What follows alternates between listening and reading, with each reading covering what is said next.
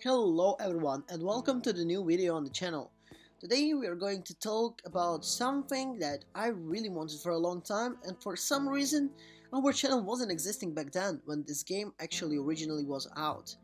But now, since there is some hype in the community about this game and few free DLCs been coming since last year, I think that's the reason to talk about this game. Games about post-wars really have gained a lot of attention from me, especially those that have a huge historical background. AAA projects have always great graphics, but games for smaller companies always have something about it, little like a more spirit. Today's game is Holdfast, Nations at War. So before we dive deep into today's review about this interesting, really cool experience, I would like to ask you if you're subscribed to our channel, drop the like. Maybe if you want to dislike it, well, they still don't show. Yet, again. But I would like you also to comment in the comments which another game you would like to see on our channel. So, let's start guys. Holdfast Nations at War is an online multiplayer first and third person shooter, focusing on a combination of teamwork and individual skill, while players take part in the historical clashes in the land at the sea waged by the most powerful nations during the Great Napoleonic Era. Large-scale and destructive battles of the Guild War, with over 150 players per server, featuring rifles, machine guns, artillery, grenades, and the other iconic weaponry and mechanics from that time. Machines roll swiftly from one to next, with a good number of rotating objectives and maps, sighting and holding forts and castle ruins, pushing bar of artillery front lines, at reach total of score, holding out against enemy onslaught before time expires, and so on. So we have a little of like 10 different variety objectives that you can play around.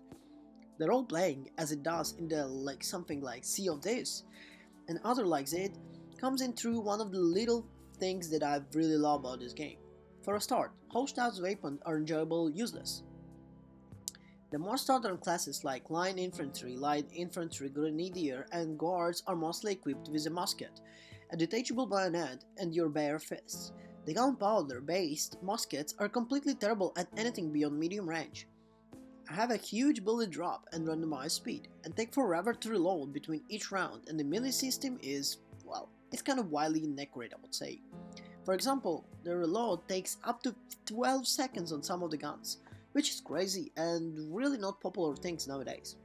There is no point of taking pot shots at the distant enemies that you'd usually face if anyone even close charging the distance from you, as even if melee is accurate, it's still one hit kill when someone gets it right.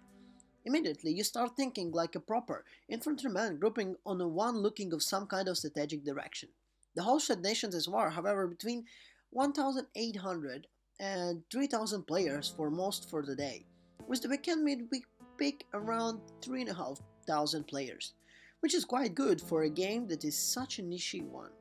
Holdfast Nations at War is a niche game and it's never been widely popular, with a very modest player of currently in February 3,419 was its peak, and it was this February. However, being a niche game, it isn't a bad thing. While most games lose roughly 90% of their daily XCU within 6 months, Holdfast has to retain 65% of its small community. I have encouraged no performance issues while playing Holdfast Nations at War. However, this to be expected as it was built from the ground up to support large-scale engagements of 150 players per lobby.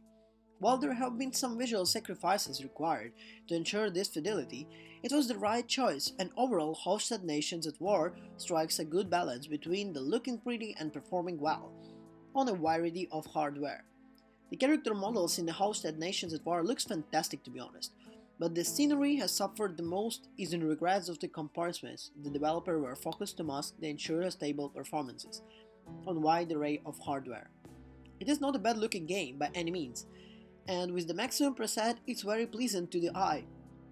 However, at closer inspections, walls, ruins and buildings are very much texture props, and in some instances those textures are not very high quality. Holdfast Nations at War does not have character customization. In a sense, you can change how your characters appears, how they're looking like, or whatever it is. There are 21 classes to choose from, which of the most offering several uniform variations per faction, good thing to notice, this game doesn't have any pay to win and any cosmetical things that you can buy, which in my opinion is quite good in nowadays experience. This game is made even more rewarding if you're using in-game voice. Banter with your team and giving your thugs motivational speeches is all part of fun, and I feel that Hosted Nations of War is a game that many gamers would really enjoy if they could learn to tolerate slow-paced combat. If you're willing to be able to play in the servers from the other regions, the game is really good today. If it's not better, then it was released and will be able to provide access to most player services 24/7. However, most of these servers will be the new Frontliners WW1 DLC, which is currently what around 70% of the player base are playing. So kind of summarizing, the game is great if you're really willing to spend time enjoying in a slow-paced way. If you want, if you let's say have friends, like group of friends, like 5-10 people who would like to play the game together and enjoy it, this is the perfect game for you guys. Thank you everyone for watching this video. I hope it was informative for you and you found something cool about this game. I'll see you in the next one. Ciao!